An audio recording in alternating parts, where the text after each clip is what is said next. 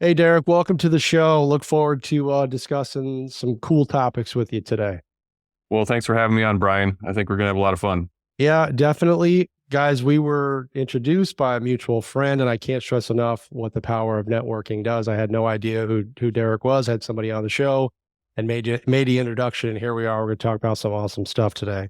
Derek, you done a lot, okay, but you did have a W-2 job at one point, and because this is the W-2 Prison Break show, let's give the listeners a little taste of that and talk about what you did and then maybe why you decided to break out of that and shift into what, you started doing at that point in your life. Absolutely. And I'll give you the very brief version, but I started in 2003. And while working my W-2 job, which was essentially a construction based job, my wife and I built up a pretty large portfolio until 2007 when the markets crashed.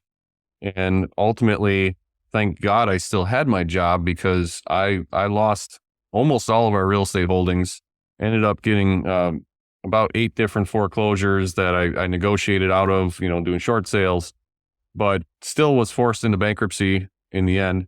And, the job that I had was a decent paying, close to 6-figure income back in the 2000s. So that saved my bacon.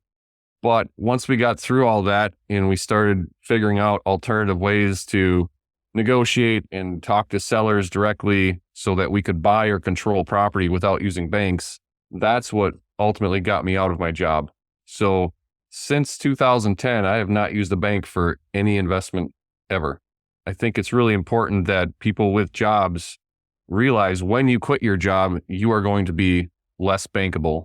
So you should have some of these tools in your toolbox to learn how to, buy or control property without using the banks. Hey, I want you to talk about that, but I also want, before you do that, I want to ask you, okay, bankruptcy, foreclosure, like that would scare most people out of real estate permanently.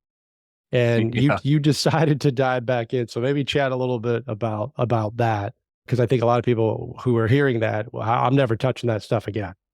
Well, at the time, there was a lot of pain and shame, right? And once I embraced it and actually started using it to my advantage, and I know that sounds bad, but when I sit down at the kitchen table with a property owner that's going through financial distress, I can truly sit there and say, I know how you feel. I know the range of emotions you're going through. This is how I got out of it, and here's how I can help you. I look at 2007 through 2009 as the biggest blessing I've ever had. Although at that time, it did not feel like a blessing. Mm. And as far as, do you quit or not?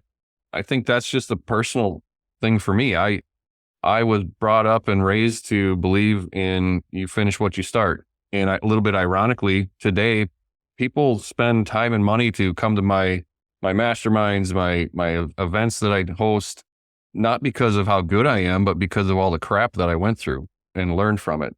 Yeah, that was a blessing, but it didn't feel like it for many years. It never does, right? Okay, so 2010, you started doing deals creatively, no banks.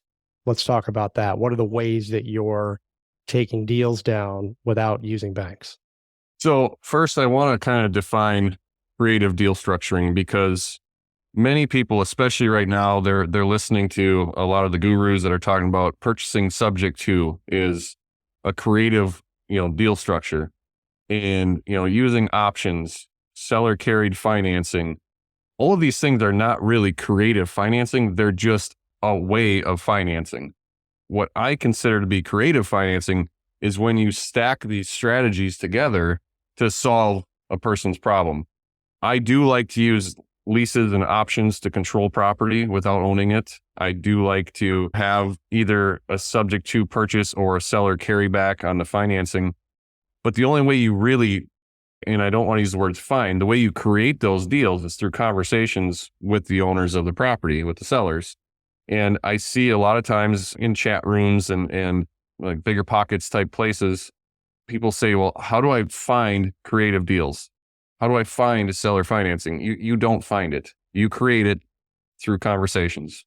So just recently, I bought 3 properties with zero money down, 0% financing for 10 years. One of the properties had, so this was 3 properties with one owner. in 3 different cities. Hmm. And I happen to live in the upper Midwest. I'm in Wisconsin. So 2 were in Wisconsin, 1 was in Michigan. Okay. And the seller was really stuck on his price. And his price was basically full retail for these properties. So through our discussion, I said, I'm more than happy to give you full price. Now, Brian, would you ever pay full price for a property? I would not, unless I would be doing it the way that you're about to describe. Okay. So in the Midwest, we can still buy cash flow in certain circumstances. Not every property will cash flow, but a lot of them will. So I explained to them, he had these 3, first of all, I'll tell you his distress. He had these 3 properties with property management company. They were taking advantage of him. He had never been profitable. In 7 years, he had never been profitable. He was consistently putting money into the property, mostly because of bad management. So I said, Tony was his name. I said, Tony, I'll give you your full asking price, but I have to have payments that allow me to cash flow, and I have to have a length of time that allows me to pay down so that I have some equity in the property over time, because I'm starting with 0 equity. Mm-hmm. But I'm going to have to spend some of my cash potentially to update the properties. So that's what we did. He took 0 down and 0% financing because he got his price. So that means every month as my payment goes in, it's strictly principal reduction. Yep. Okay. It also raises my basis, my tax basis in those properties, so that in the future, when I do resell, I don't have as much capital gains. But what I don't have is a mortgage interest deduction for taxes. So just kind of weigh out what's better or what's worse. Yeah. So I bought those properties and I titled them in a trust. One of the properties did have a small bank note on it, which we took subject to, and the other 2 properties were free and clear. So he's carrying financing on all 3. So then I turned around and I thought, I really don't want to stick the time and energy into these properties. They're not what I want to hold long term.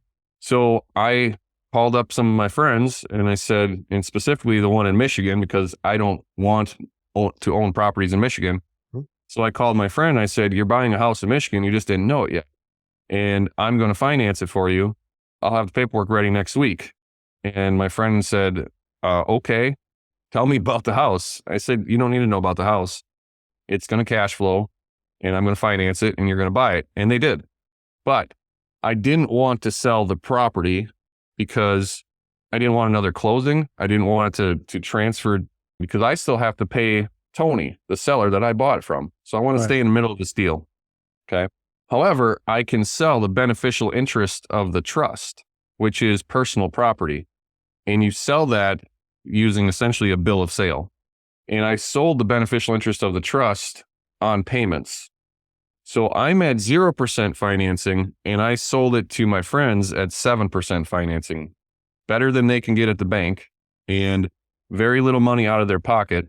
And the way I structured it was, in the event they ever fell more than 30 days behind on payments, there's an irrevocable letter of direction to the trustee that they have to give the beneficial interest back to me if there's a default.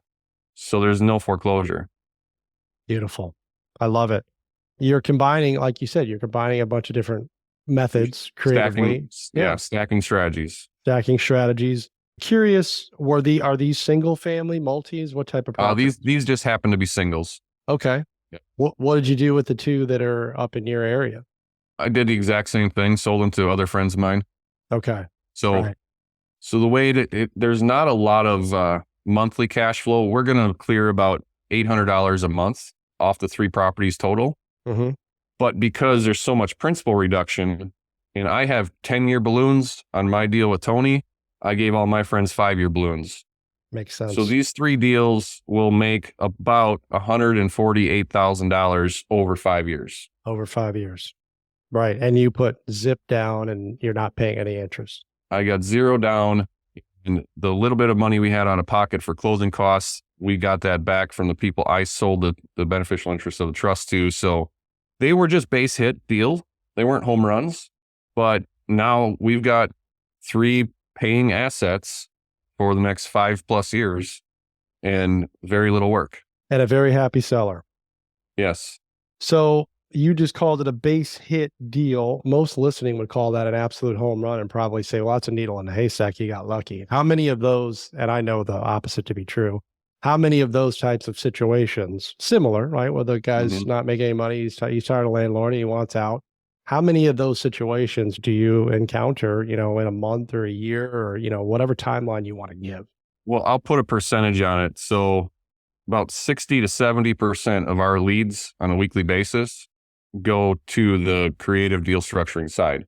And it's 100% because of how we lead the conversation. So when myself or my acquisition manager who I trained, when we're taking phone calls, and by the way, we do everything on the phone because we buy across our entire state. Mhm. So we don't go to meet with the seller until we're 95% sure we're actually going to get a contract. We're really just going there to verify what we've been told. Right. But what I do, Brian, is within the first couple minutes of every conversation, I have a little elevator pitch, and it gets a point across that then allows me to ask any question I want. And that opens up the discussion, which leads to all of these creative structures. So essentially, Brian, if you're the seller, I'm going to role play. I would say, Brian, we buy houses in several different ways. All cash is not a problem, but that's typically going to be our lowest offer because we're tying up cash. If that doesn't work for you, we can take over your debt if you still have debt. If you don't, we could make payments to you over time. Or in some cases, we could just lease your property and buy it later, which works really well with landlords that are trying to offset capital gains. I tell you all that just so you know there's multiple ways we can help you today, but I am going to have to ask you some questions that some people maybe wouldn't really like. Is that okay with you? 100%. Yes, it is. Okay. Mhm. So that elevator pitch allows me to start asking questions. And if they get upset when I say, well, how much debt do you have on the property? I can revert back and say, Brian, remember I told you earlier, I'm just trying to solve your problem. And this is part of what I need to know to solve your problem. That is a very small fraction of what I actually do. I actually teach a 2-day negotiations training on what I do, but it gets people to open up, and that starts the conversations. And that's all a negotiation is and should be, is a conversation. 100%. I love how you did that. I can tell that you probably say it exactly like that to every single seller. It's very natural. You've clearly rehearsed it. I've called multiple sellers over my real estate career, and you guys, you remember what you're doing. You're calling them about their house or an investment property. Like this is an emotional situation, right? So you can't just go in there and start throwing a bunch of numbers at them, right? And asking a bunch of personal questions. They're gonna get defensive. So I love that elevator pitch. That's awesome. I'm sure that works wonders for you, especially later in the conversation, as you had alluded to. Awesome. How did you find that particular? Like, what's your lead strategy? Like, what are you doing to find these types of deals? We're out there in as many different avenues as we can, right? Okay. We're hitting social media, we're doing direct mail, we've got our web presence. I get a lot of referrals or other real estate investors that don't know how to structure deals. Mhm. And I would open that up to your audience too, Brian. If somebody has leads that don't fit your cash buy box, but the seller is willing to talk other terms, I'm more than happy to help people get through that. And I tell people all the time, I'll give anybody advice, which means a few minutes of my time. If it's more than that, it's consulting. And then, you know, and then I want a piece of the deal, or I want to get paid for my time. But I'm pretty blunt about it at this point, because what I love doing is, Brian, having conversations like this with you on podcasts and other people is great. And I love to give back, but we're all only given 24 hours in a day. And I have a vision for my life that includes me not working nights and weekends. And again, if I'm helping somebody, I love it. But if it's consulting, it's consulting. Yeah, And we're all in this business to make money so that we can leave our jobs. Right. totally. And I love how clear you are on that. Like, hey, after a couple 3 minutes, I consider it consulting, and I expect to get paid for my time. Don't let people rob your time. You mentioned the word vision. Mm-hmm. Before we hit record, we talked a little bit about this. So, a mistake that I see with a lot in my mastermind, with a lot of the people that I interact with, is they have a vision for their business, right? Maybe it's not developed all that well, But what they don't have is a personal vision. And you are a big proponent of, hey, this needs to be done first. How can you design a business if you don't have a personal vision? So I want you to please share with the listeners the importance of doing it in the correct order. Absolutely. And if you're anybody's watching this instead of listening to it, there's a logo over my shoulder. It says Generations of Wealth. And that is our brand. And our tagline is live your vision, love your life. I have seen so many people, and myself included, that work 7 days a week, especially when you have a job and you're trying to develop the business. It's tough. I mean, there's sacrifices that need to be made. However, if you're making those sacrifices and essentially lying to yourself, saying things like, I'm doing this for my family, and someday we'll be able to reap the benefits of all this hard work.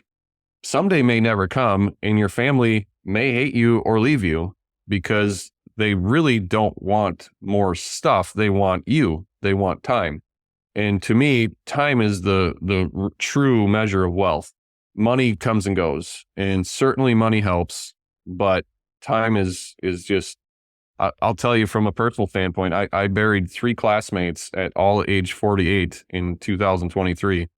And I'll never get the time back with my friends that passed away.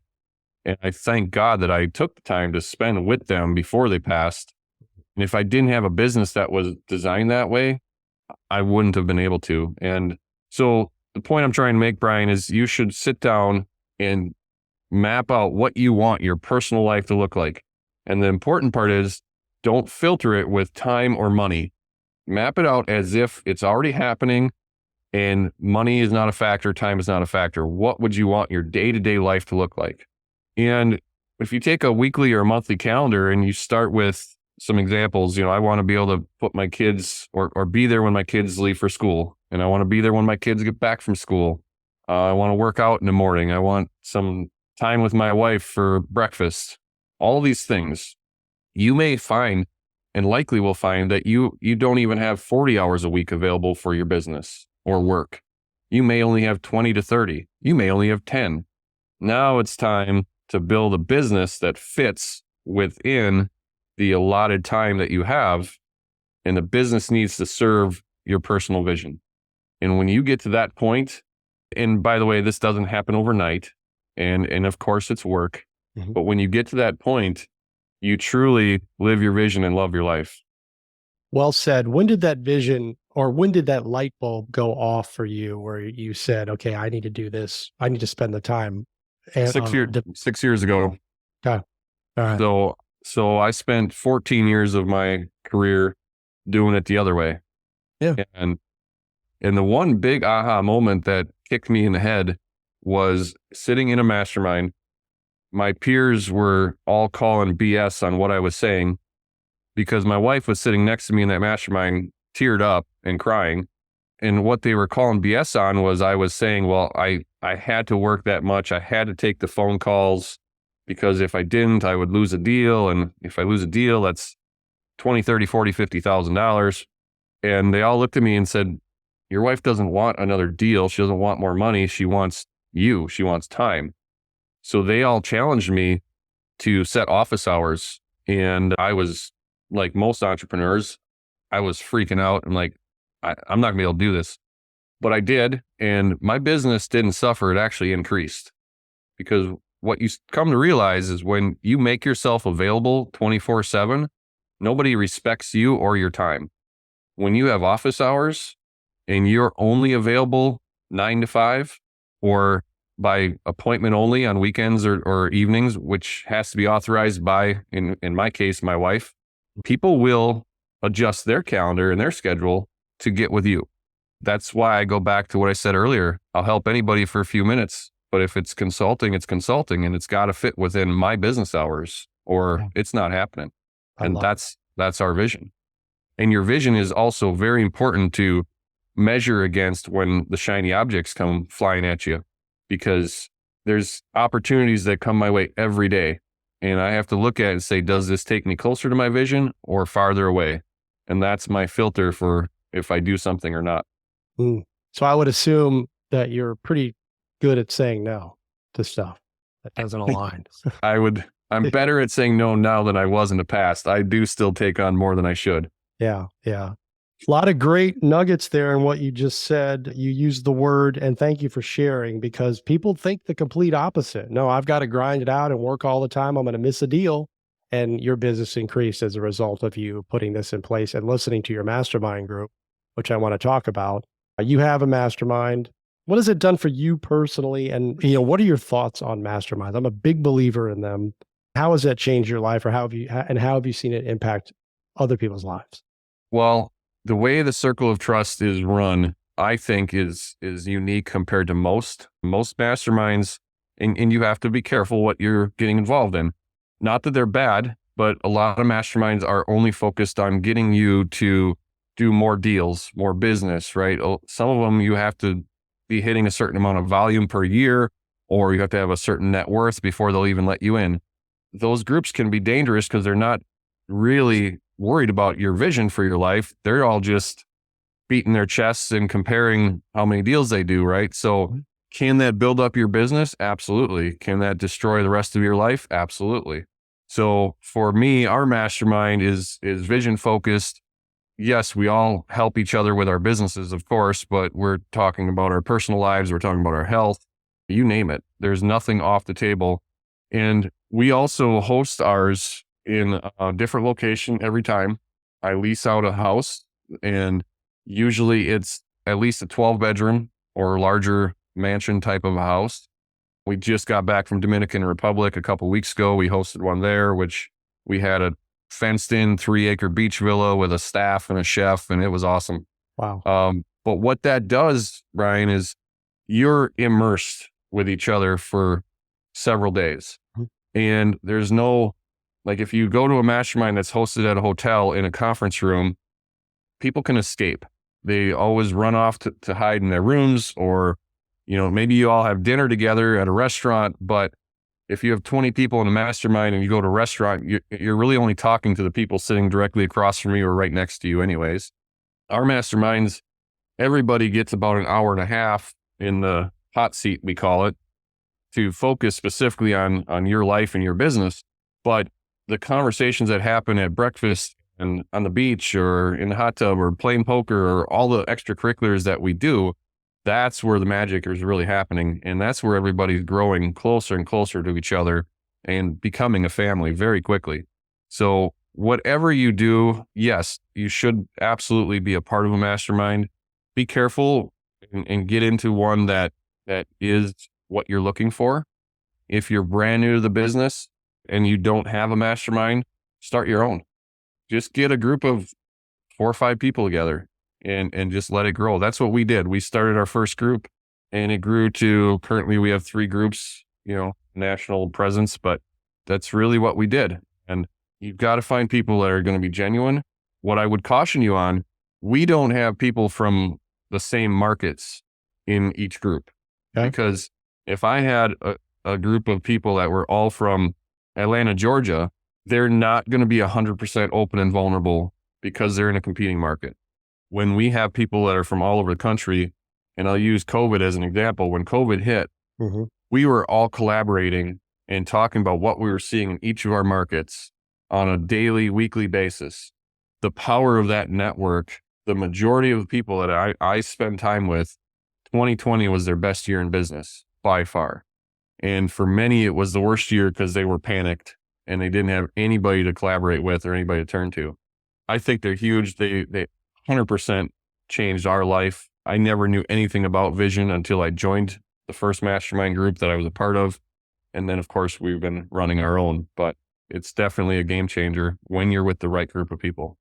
Totally agree, and be selective. That's the message that Derek's giving. So interesting that some of the best periods of your life and the people that you associate with, 2007 to 2009, which most people want to forget that forever, and then COVID. And same for me too. It was one of the best. It turned out to be one of the best years of my life. That's when I exited my job. I did a bunch of real estate deals, and it was because I was around the right people, right? Instead of what everyone else did was freezing, right, and not doing anything. I'd like to get your take, Derek, on right now. There's a lot of people, and you probably encounter this all the time, like they're just kind of waiting. Okay, I'm going to wait for rates to come down. I'm going to wait for prices to come down. Like it's just, they're just sidelined, and they've been on the sidelines for a long time. So what advice would you lend, or maybe some words of wisdom, to that group who is just waiting for something to happen? Well, if I could cuss, I'd probably get a little vulgar with them right now because You can. it's bullshit. It's just an excuse. You can do deals in any market. I've done creative deals I never stopped doing it, right? The last few years has been the highest sales cycle we've seen in the longest time. I was still doing options and all the things I talked to you about earlier. It's just an excuse. And honestly, the challenge is you're afraid of something. You're either afraid of failure or you're afraid of success, but you're afraid of something. And I would say you're being selfish. For me, I have all this knowledge, right? And I know I can help property owners, and I know I can help other investors and people that listen to your show. If I chose to sit on the sideline, I'm harming people by not helping them because I have the ability and the knowledge to help them. And so when you twist your mindset around to say, you know what, I know this homeowner is in distress. I know I can help them, but I'm scared and I don't want to call them.